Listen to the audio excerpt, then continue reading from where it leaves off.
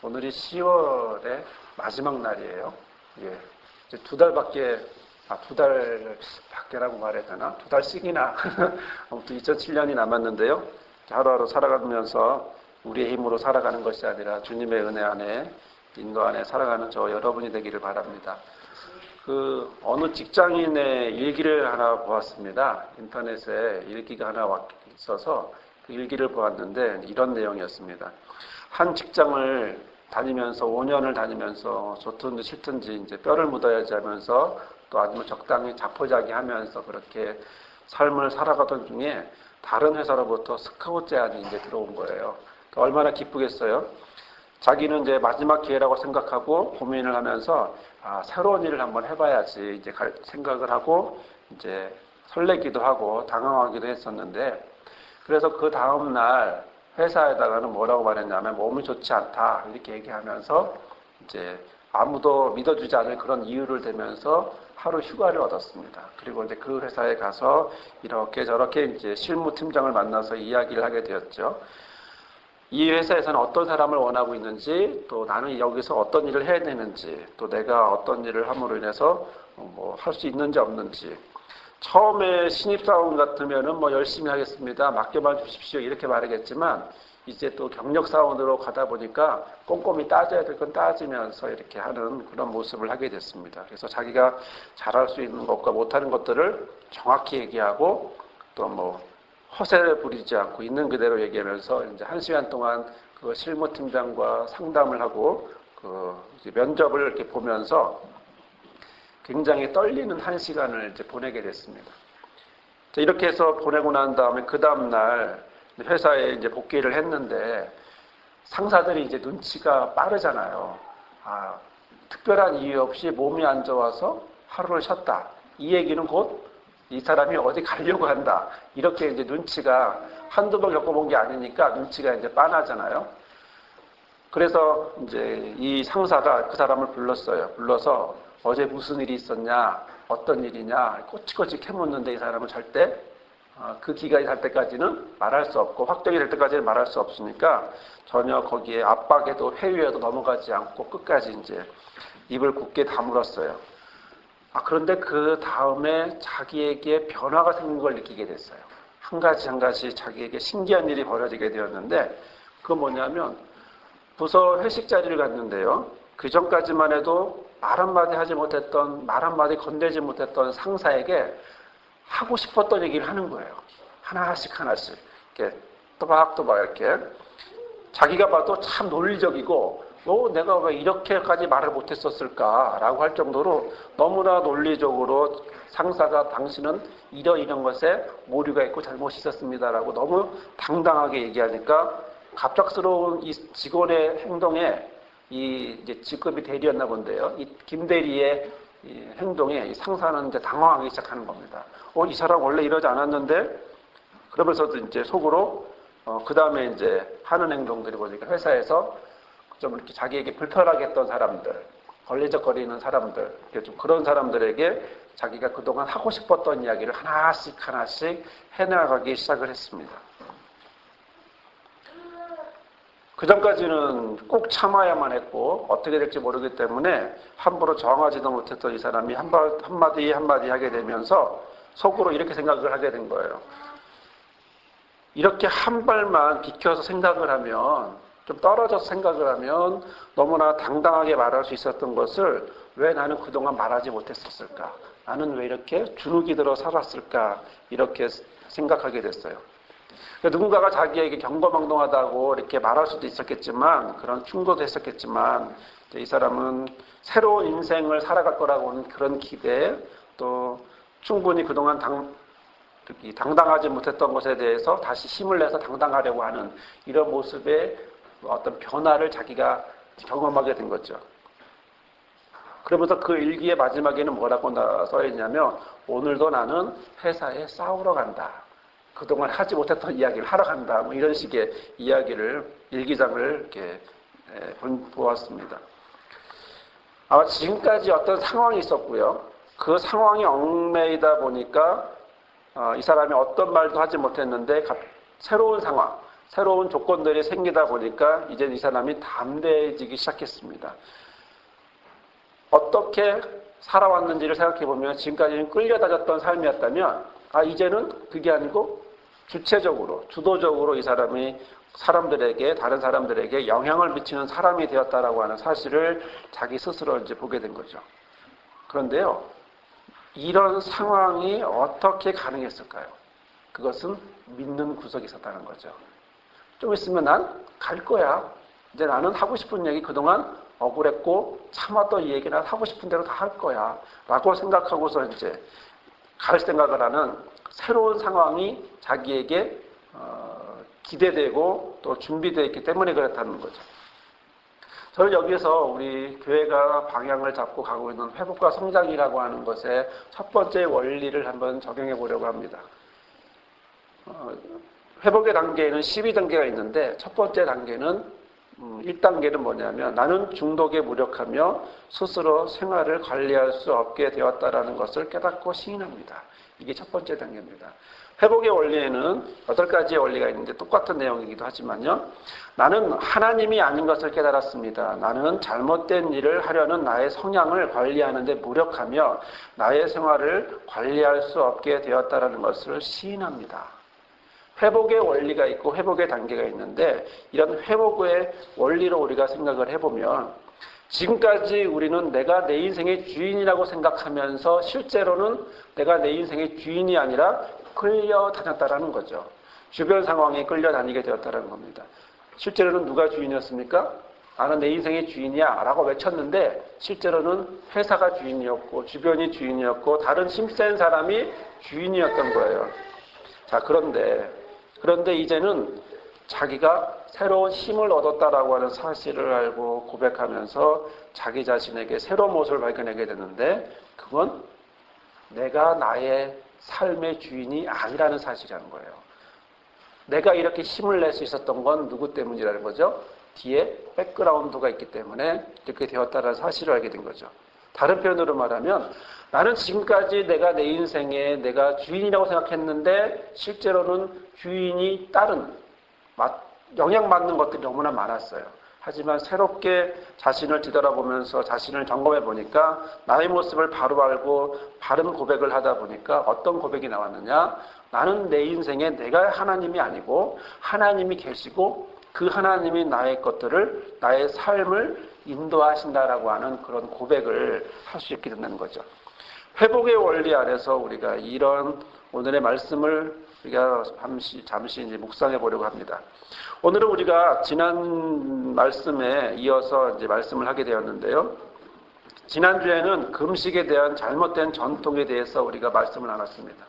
금식은 실제로 옳은 것이고 좋은 것이고 해야 하는 것이었음에도 불구하고 무엇이 잘못됐나요? 그것이 잘못된 전통으로 될 때, 그것이 바르지 않은 전통으로 될 때 그것은 옳은 금식이 될 수 없다는 거죠. 바리새인들이 한 주에 2번씩 금식했는데 이유는 뭐였나요? 모세가 시내산에 올라갔을 때가 월요일이었을 거고 내려왔을 때가 목요일이었을 거다. 그래서 그걸 기념하기 위해서 그러면 금식이 중요한 거예요? 모세의 율법이 중요한 거예요? 모세의 율법이 중요한 거죠.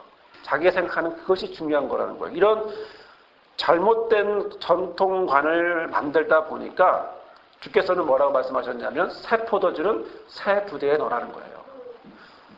하나님의 복음은 율법, 예수님의 복음은 바로 율법을 폐하는 게 아니라 율법을 완성하는 건데 이 율법을 완성하는 이 정말 권위 있고 놀라운 이 복음이 사람들이 만들어 놓은, 사람들이 생각해 놓은 무엇? 바로 전통이라고 하는 그것에 좋게 말하면 전통이지만 나쁘게 말하면 악습이죠. 이런 전통이라고 하는 것에 얽매이면 그러면 새 포도주의 역할을 할 수 없다는 거예요. 왜요? 새 부대에 새 포도주를 담지 않으면 그 포도주는 쏟아지게 되고 터지게 되기 때문에 그래서 본질적으로 새 복음을, 새 포도주를 새로운 그릇에 담아라 라고 이제 주께서 지난주에 말씀하셨습니다. 오늘 우리에게 주시는 말씀도 역시 똑같은 패턴으로 이어지는 것은 또 하나의 잘못된 전통에 대해서 예수님이 지적하고 있습니다. 그것은 안식일 규정이라는 거예요. 상황이 이렇습니다. 예수님이 제자들과 함께 길을 가던 중에 밀밭 사이로 지나가게 되었습니다. 그때 제자들이 이삭을 잘랐어요. 잘라서 먹게 되었습니다. 같은 상황인데요. 왜 그랬을까라고 보면 마태복음 12장 1절에 이렇게 되어 있습니다. 그때에 예수께서 안식일에 밀밭 사이로 가실 때 제자들이 시장하여 이삭을 잘라 먹으니, 오늘 말씀에는 배고프다라는 말이 없어요. 그러니까 마태복음에는 배고프다라는 것이 있었어요. 제자들이 왜 이삭을 먹었나요? 배고프기 때문에 이삭을 먹은 거예요. 이삭을 먹었는데 이때 바리새인들이 그걸 싹 보더니 예수님에게 와서 거칠게 항의를 하기 시작합니다. 왜 그랬나요? 이삭을 먹었기 때문인가요? 그게 아니고 안식일이라는 거예요. 안식일 날 왜 그런 행동을 하냐는 거죠. 24절에 보면 바리새인들이 예수님한테 뭐라 하냐면, 보시오. 자, 이건 좀 강하게 읽어야 돼요. 부드럽게 읽으면 안 되고, 보시오. 저희가 어찌하여 안식일에 하지 못할 일 하나이까 하고 아주 강력하게 따지는 거죠. 막 세게 따져서 묻는 건데요. 당시에는 유대인들에게 39가지의 안식일 금법이 있었어요. 금지하는 법이 있었어요. 39가지. 찾아보니까 재미난 금지가 있는데요. 안식일에 하지 말아야 될 것 39개라는 거예요. 뭐가 있었냐면 그 중에 씨를 뿌리지 말 것, 밭을 갈지 말 것, 이런 것들은 이제 우리가 익히 알고 있는데, 불을 켜지 말 것, 불을 끄지 말 것, 그리고 2글자 이상 쓰지 말 것, 2글자 이상 쓰기 위해서 지우지 말 것, 그런 식의 이야기들을 39가지를 만들어낸 거예요. 그러니까 모든 걸 다 뭘로 집어넣은 거죠? 노동이라고 하는 행동으로 갖다 붙는 거예요. 두 끈을 만들지 말 것, 2실을 짜지 말 것, 2실을 가르지 말 것, 머리털을 밀지 말 것, 소금 치지 말 것, 때리지 말 것, 염색하지 말 것, 이런 여러 가지 이제 또 빨래하지 말 것, 이런 식으로 이제 규칙을 해놨는데요. 노동이라는 거죠. 글자 2개도 쓰면 노동이라는 거예요. 한 자는 괜찮아. 근데 2개 쓰면 노동이라는 거죠. 이렇게 유대인들을 생각하다 보니까, 바리새인들을 생각하다 보니까 금법을 만들었는데요. 행위에 대해서 바리새인들은 지금 제자들의 무엇에 집중하고 있냐면 제자들의 행위, 한 행동 하나를 집착하고 있는 겁니다. 그것에 대해서 따져 묻고 있는데, 신명기 23장 25절에 있는 말씀을 보면, 내 이웃의 곡식 밭에 들어갈 때에 내가 손으로 그 이삭을 따도록 가하니라. 그러니까 이삭을 따러 들어가는 건 괜찮다라는 거예요. 지금 무슨 얘기냐면 6월절에, 그러니까 6월절 안식일 날을 떠나서 남의 밭에 들어가서 이삭을 따먹는 거는 괜찮아요. 그런데 뭐는 안 돼요? 따서 담아갖고 나오면 안 돼요. 거기서 먹는 건 괜찮아요. 왜요? 가난한 자들을 위한 하나님의 법이었거든요. 가난한 자를 위해서 거기서 이삭을 배불리 먹을 수 있어요. 그런데 뭐냐면 그걸 그릇에 담아서 갖고 나오면 도둑질이에요. 그 안에서 먹고 오면 돼, 먹고. 그러니까 그런 행동을 이제 얘기를 했는데, 지금 뭐가 문제가 된 거냐면 먹는 것까지는 괜찮았는데 그게 안식일 날 했다는 거예요. 안식일 날 그런 행동을 했다는 거죠. 그러니까 불도 켜지 말고 불도 끄지 말고 이렇게 이야기했던 이런 39가지의 금지법이 있는, 금지 방법이 있는 이런 유대인 바리새인들에게 있어서 제자들이 지금 이삭을 가지고 따먹었다라고, 갈라먹었다라고 하는 것은 그걸 뭘 했다는 겁니까? 노동을 했다라는 거죠. 노동을 했다라는 것은 안식일을 어겼다라는 얘기는 그건 뭐예요? 죄를 졌다? 죄를 졌으니까 벌을 받아야 되죠? 무슨 벌을 받아야 되죠? 돌 맞아 죽어야죠. 그렇게까지 심각하게 나가는 거예요. 자, 그런 상황에서 저는 이게 별도로 또 하나를 생각해 봤는데, 금기가 많은 사회는요, 그 사회는 건강하다라고 말할 수가 없습니다. 그러니까 하지 말아야 될 것을 많은 사회는 굉장히 건강하지 못합니다. 그러니까 건강하지 못한 사회가 그러듯이 건강하지 못한 부모는 뭘 많이 말하겠어요? 하지 말라는 말이 더 많아요. 하라는 말보다. 그래서 건강하다, 건강하지 않다라고 하는 척도를 볼 때 저는 오히려 이런 39가지 안식일 금지법을 만든 이런 유대 사회가 지금 건강하지 못하다라고 하는 생각도 해봤는데요. 또 하나는 이삭을 자른 사람들은 누구예요? 제자들이에요. 그런데 왜 예수님은 바리새인들은 예수님 앞에 와서 예수님 앞에 항의를 할까요? 그 얘기는 왜 그러냐면 어떤 집단이 잘못을 하면 그 대표자가 책임을 묻는 관습이 거기에 있는 거예요. 그 유대 관습이. 그러니까 지금 제자가 계셔도 제자들의 대장은 누구죠? 대표자는 예수님이에요. 그러니까 예수님이 너 그렇게 시켰지 하고 이제 청문회를 하는 거와 마찬가지입니다. 따져 묻고 이제 항의를 하고 있는데 안식일 규례를 저촉했다라는 거죠. 공식적으로 거론하면서 법적인 책임을 묻겠다. 그로 나중에 거기에 반박을 못하면 어떻게 될까요? 돌에 맞아 죽을 수도 있는 그런 상황이 지금 연출이 된 겁니다. 자, 그럴 때 우리 주님은 25절, 26절에 다윗에 대한 예를 들면서 그들의 이야기를 논박합니다. 바리새인들은요, 다른 모습으로 바리새인들과 다른 모습의 말씀을 이제 보여주고 있는 것을 또한 보게 되는데요. 27절에 있는 말씀을 보면 더욱 그렇습니다. 27절의 말씀을 보면 또 가라사대 안식일은 사람을 위하여 있는 것이고 사람이 안식일을 위하여 있는 게 아니다. 이렇게 이제 이야기를 하고 있습니다.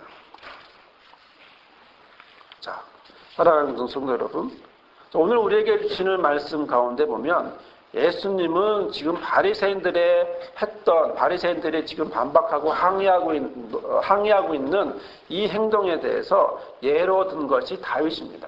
왜 다윗을 예로 들었을까요? 다윗의 행동에 대해서는 유대인들도 뭐라고 할 수 없는 거예요. 반박할 수가 없어요. 왜? 다윗은 어떤 왕이에요? 가장 이상적인 왕이에요. 이상적인 왕이 했던 이 행동은 자기네들이 보기에 흠집을 잡으려고 해도 이미 하나님이 인정한 하나님의 마음에 합하신 분이기 때문에 뭐라고 말할 수가 없는 거죠. 그래서 예수님이 다윗의 얘기를 했을 때 이미 예수님은 다윗보다 높다라고 하는 사실을 그 이야기 속에 깔고 이야기를 하고 있는 것이고요.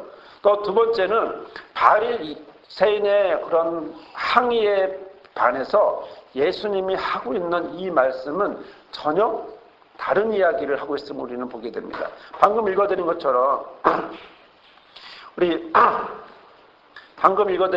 27절에 있는 말씀은 안식일은 누구를 위한 거예요? 사람을 위한 거예요. 안식일은 사람이 안식일을 위해 있는 게 아니고 안식일은 누구를 위해 있어요? 사람을 위해서 있어요. 무슨 얘기일까요? 자, 안식일은 왜 사람을 위해서 있다라고 하는 것일까요? 마태복음이나 누가복음에 보면 이 같은 배경의 말씀이 나오는데 이 27절에 있는 말씀은 마가복음에만 나옵니다. 안식일은 사람을 위하여 있는 것이다. 무슨 말일까요? 여기에는 하나님이 안식일을 만들었을 때 그 의도와 의미가 분명하게 예수님을 통해서 전해지고 있는 것입니다. 이 말씀은 바리새인들이 안식일에 대해서 39가지나 되는 인위적인 것들을 만들어 놓고 뭐 했어요? 사람들을 정죄했어요. 힘들게 만들었어요. 이거 하면 안 되고 저거 하면 안 되고 안 되고 다 안 되는 것만 만들었는데 뭐만 남았어요? 안식일에 대한 참 의미는 쏙 빠진 거예요. 39가지 만드는 거 괜찮아요. 그게 문제될 게 아닌데 뭐가 많이 빠졌어요? 정말 핵심되는 거? 안식일이 왜 있어야 하는가? 안식일이 뭔지, 안식일의 의미가 뭔지 이것은 쏙 빠뜨린 거예요. 그러니까 예수님이 바로 이 말씀을 하시면서 안식일에 대한 참 의미를 말씀해 주셨는데 그것은 곧 무엇을 위해서? 안식일은 사람을 위해서 있는 거라는 거예요. 사람을 위해서. 자, 하나님이 천지를 창조하시고요. 천지를 창조하시고 나서 6일을 창조하시고 나서 7일째 안식하셨습니다. 왜 안식하셨을까요? 그것은 모델입니다. 노동을 하고 7일째 쉬라고 하는 하나님의 모델됨을 우리에게 보여주신 건데요. 여기에는 무엇이 있을까요? 율법이 있을까요? 어떤 규칙이나 법이 있을까요? 꼭 그렇게 안 하면 돌에 맞아 죽이라고 하는 그런 강력한 뜻이 있을까요? 그게 아니고 하나님은 인간을 향한 마음이 그 안에 숨어져 있는 거예요. 안식하라라고 하는 것은 쉬라고 하는 거거든요. 쉬라고 하는 것은 곧 그 사람이 할 수 있는 최대의 것은 일만 열심히 하는 게 아니라 가다가 6일 동안 일하고 7일째 한번 쉬어줌으로 인해서 그가 더 건강하고 더 행복하게 삶을 살 수 있는 그 기준을 마련해 준 건데, 시간이 지나다 보니까 그 의미가 하나님의 마음은 쏙 빠졌어요. 쏙 빠지니까 어떻게 돼요? 그건 모르게 됐고, 엉뚱한 다른 원리들만, 방법들만, 규칙들만 사람들은 이제 만들어낸 겁니다. 그러니까 바리새인들은 하나님의 마음을 인식하지 못하니까 겉에 있는 형식만, 하나님은 안식일을 원하시는구나. 그러니까 그 다음에 그걸 뭐 만들어요? 규칙을 만들고 법을 만들고, 그래서 안 하면 강압적으로 정죄하고 힘들게 하는 이런 모양으로 갔다라는 거죠. 뭐가 빠진 거죠? 하나님이 인간을 향한 마음, 인간에겐 안식이 필요하다라고 하는 마음, 그 안식일에 하나님을 만나기를 원하는 하나님의 간절한 마음이 이 바리새인들 안에는 보이지 않았던 거예요. 그러니까 싹 사라지고 나서 결론만 남은, 껍데기만 딱 남았는데 껍데기가 사람을 올가민 거죠. 주께서는 이렇게 말씀하십니다. 이런 안식일의 참 의미, 바로 인간을 향한 하나님의 따뜻한 사랑, 하나님의 마음을 바로 이 주님은 알고 계셔요. 알고 계시니까 뭐라 그렇습니까? 28절에 그러므로 인자는 안식일에도 주인이다라는 것입니다. 자, 지금 안식일에도 인자가 주인이다. 무슨 얘기입니까? 왜 예수님은 안식일에 인자가 주인이라고 말했을까요? 지금까지 안식일의 주인은 누구예요? 전통이라는 거죠. 39가지의 안식일에 하면 안 되는 39가지의 금법이 안식일의 주인이었다는 거예요. 유대인의 생각, 바리새인들이 만들어 놓은 이 규칙들, 바로 이런 것들이 더 주인이라는 거죠. 안식일을 생각하면 그래, 하나님을 만나야지, 하나님 앞에 평안함을 쉬면서 하나님을 찬양해야지, 이런 마음일까요? 아니면 내가 지금 하고 있는 게 지금 39가지 중에 몇 번째지? 이렇게 생각하는 거죠. 내가 편지를 쓰고 싶어. 안식일에 쓸 수 있어요, 없어요? 못 써요. 왜요? 2자 이상 쓰면 안 돼. 그 얘기는 그건 무슨 얘기냐면 주 관심이 안식일에 하나님을 생각하는 게 아니라 하지 말라고 생각하는, 바로 그것으로 바뀌어진 겁니다. 적당한 예일수는 잘 모르겠는데요. 저 이런 생각을 해봤습니다. 어른들이요, 가끔 이런 얘기를 하는데, 밤에 휘파람을 불면 뭐 온다고 그러죠? 귀신 나온다, 아니면 뱀 나온다, 이런 얘기 하잖아요. 밤에 휘파람 불면 정말 뱀이 나올까요? 왜 안 나올까요?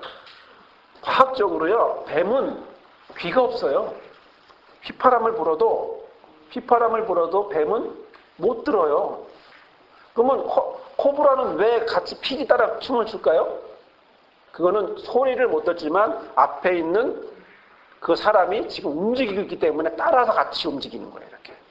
그 코브라는 소리를 듣고 움직이는 게 아니라 바로 그 움직임에 따라 반응하고 있는 거거든요. 그러면 왜 그랬을까요?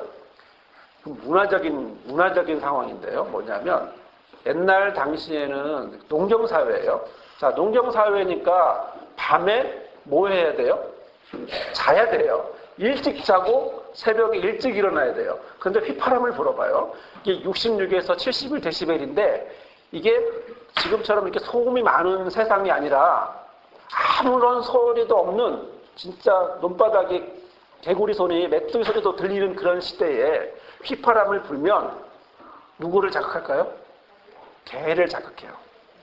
개를 자극하면 이 동네 저 동네에 있는 모든, 이 집 저 집에 있는 개들이 다 같이 짖어버리는 거예요. 그러니까 뭐예요? 잠을 설치니까 어떻게 돼요? 일하기가 힘들어. 그러니까 뭘 만들었어요? 밤에 휘파람 불면 뱀 온다, 이렇게 만든 거예요. 근데요, 정확하게 밤에 휘파람 불면 66에서 71데시벨 때문에 개들이 짖어서, 놀래서 짖어서 우리들이 잠이 깨고 그 다음날 아침에 일어나서 일하기가 힘들어, 이렇게 말을 하면 너무 길죠. 과학적으로 또 설명하기 힘들어. 그러니까 한마디로 딱 끝내고 싶어. 한 문장으로. 뭐예요? 휘파람 불면 뱀와. 그것도 부드럽게 말하겠어요? 무섭게, 엄하게 말하겠죠. 공포스럽게, 부정적인 의미로 세게 말하겠죠.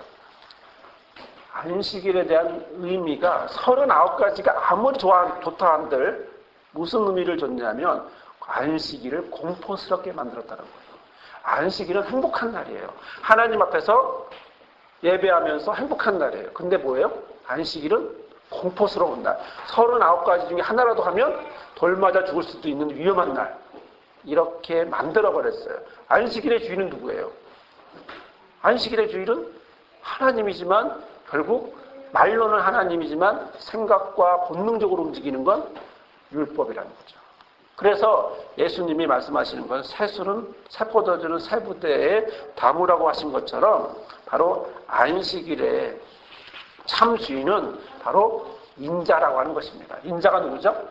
성자 하나님이란 말이죠. 그러니까 예수님이 바로 이런 하나님이 안식일을 만들고 안식일은 사람을 향한 마음을 주시고 참 의미는 결국 인간을 향한 하나님의 사랑이라고 하는 사실을 완전히 없앴던 그것을 예수님이 다시 너희들이 갖고 있는 것은 잘못된 안식일의 주인은 전통이 아니라 바리새인들이 만들어 놓은 율법이 아니고 안식일의 주인은 누구? 예수 그리스도. 바로 하나님의 마음. 하나님이 너희들을 얼마나 사랑하는지에 대한 그 의미, 바로 그것을 보라라고 말씀을 하고 있는 것입니다. 사랑하는 성도 여러분, 회복의 원리에는요, 내가 하나님이 아닙니다. 하나님이 나의 하나님이 되어주시는 것입니다. 내 인생의 주인은 내가 아니고 내 인생의 하나님은 내가 아니고 하나님이 나의 하나님이 되어주시는 것입니다. 회복하기 위해서는 내가 할 수 있다가 아니라 하나님이 해주셔야 한다는 사실이고 거꾸로 말을 하면 나는 할 수 있습니다가 아니라 하나님이 해주셔야 한다는 것을 깨달으면서 나는 내가 내 자신이 하나님이 아닌 것을 깨닫습니다. 나는 잘못된 일을 하려고 하는 나의 성향을 관리하는데 무력하다라고 하는 사실입니다. 인간이 만든 건 전통이에요. 인간이 만든 건 39개의 금기 상황밖에 없어요. 하나님이 사랑으로 만들어 놓은 안식일을 인간은 뭘로 만들어놨어요? 공포스러운 걸로 만들어놨어요. 하지만 하나님, 저와 여러분을 향한 하나님의 마음은 끝이 없기 때문에 나의 생활을 관리할 수 없음을 고백하면서 하나님이 하신 것을 다시 고백하면서 우리가 나갈 줄 믿습니다. 그래서 회복의 1단계는 나는 중독에 무력하며 나의 삶에 무력했으며 스스로 생활을 관리할 수 없다라고 하는 것을 깨닫고 시인하는 그런 모습입니다. 잘못된 전통은 우리의 주인이 되어서는 안 됩니다. 저와 여러분의 삶 속에서 내 인생에 말로는 생각으로는 그렇지만 삶에 배어있는 것들이 있습니다. 바로 그러한 모습에 잘못된 나의 습관, 잘못된 나의 중독된 행동들, 내가 관리할 수 없는 그런 모습들이 바로 내 인생의 주인이라고 하는 사실을 주인이었다라고 하는 사실을 깨닫게 되면 이제는 바로 인자가 안식일에도 주인인 것처럼 하나님의 마음이 예수 그리스도의 마음이 바로 안식일의 주인이라고 하는 사실을 고백하며 우리는 살아갈 수 있습니다. 오늘 저와 여러분의 마음 속에, 저와 여러분의 삶 속에 우리를 향한 하나님의 사랑, 우리를 향한 하나님의 마음, 우리를 향한 하나님의 끝없는 이 사랑의 마음을 담고 매일매일 살아가실 때 내 인생의, 내 삶의 순간순간에 나의 주인은 그리스도이시군요. 고백하는 저와 여러분이 되기를 주님의 이름으로 축원합니다. 아멘. 거룩하신 주님, 우리의 삶 가운데 고백합니다. 우리의 삶에 내가 만들어 놓은 거짓된 잘못된 것들이 있음을 고백합니다. 그것들로 인해 내가 무력하고 넘어지고 쓰러질 때가 있음을 고백합니다. 하지만 주님, 이 시간 고백하오니 주께서 나의 하나님이 되어주시오니 나의 삶의 주님이 되어주시오니 나의 삶의 주인이시오니 주님, 우리의 삶을 주님이 인도하여 주옵소서. 안식일의 주인이 인자이신 것처럼 우리의 삶의 주인도 주님이신 줄 고백합니다. 나의 삶의 모든 부분들을 주께 맡깁니다. 주여 인도하여 주옵소서. 예수님의 이름으로 기도드립니다. 아멘.